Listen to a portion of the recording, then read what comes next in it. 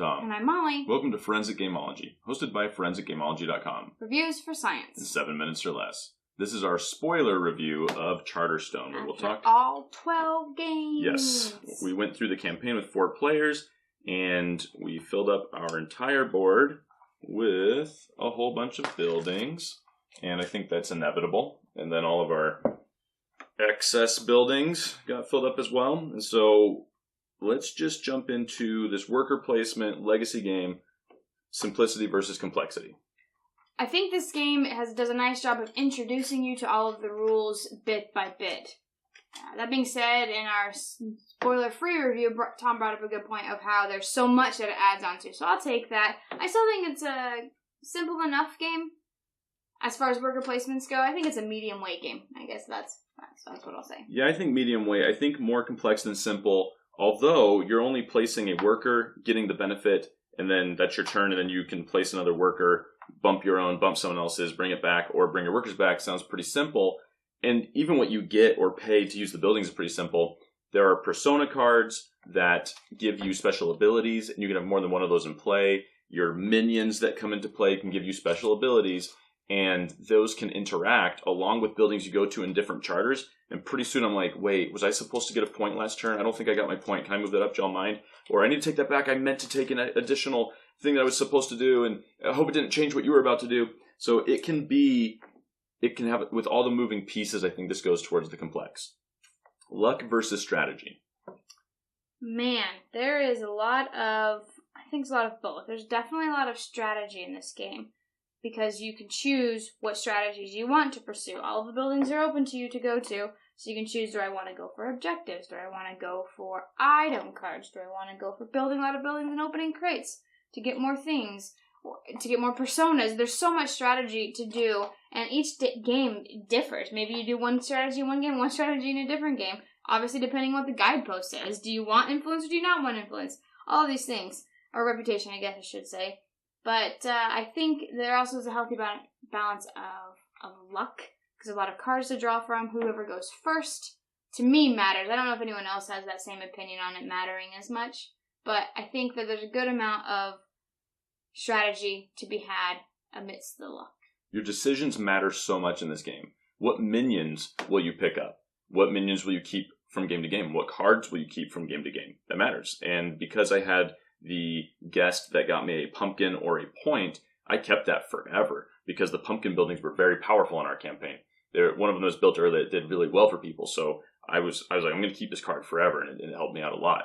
What personas will you use, and will you go try to activate extra personas? Will that extra persona give you in that game more of an oomph than if you hadn't gone there and used that turn and those resources? Your decisions across the board. Do you pursue the quota or the reputation track? Do you go for filling the advancement cards? Not the advancement, the progress. What are those called?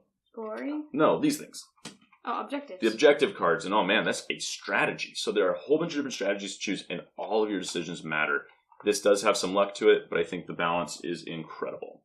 I do want to say we only played with 4 players, so what happens there, if you played with more than players, each charter gets random buildings. If you don't play with that's what I'm saying. If you don't play with the things that do it on its own, or 6 players. And so that was more lucky. So you just said the persona thing, and I'm like, oh yeah, the persona thing did come out, whereas other cards didn't come out for a long time.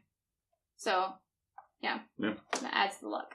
Fun versus boring. This game is super fun. I loved all the different abilities that the minions had, and I tried to keep one of each until more of them came out, and I couldn't keep as many. But then I would try to get one extra every game to try to do its cool ability. That's another thing, is trying to measure using all of your minions, because how many times can you go to your own buildings? Yeah. Minions can go where no one buildings. Else is. Exactly. Yeah. So that was another fun thing, is trying to box people out of their own territory by putting your workers there, so they couldn't put their minions there.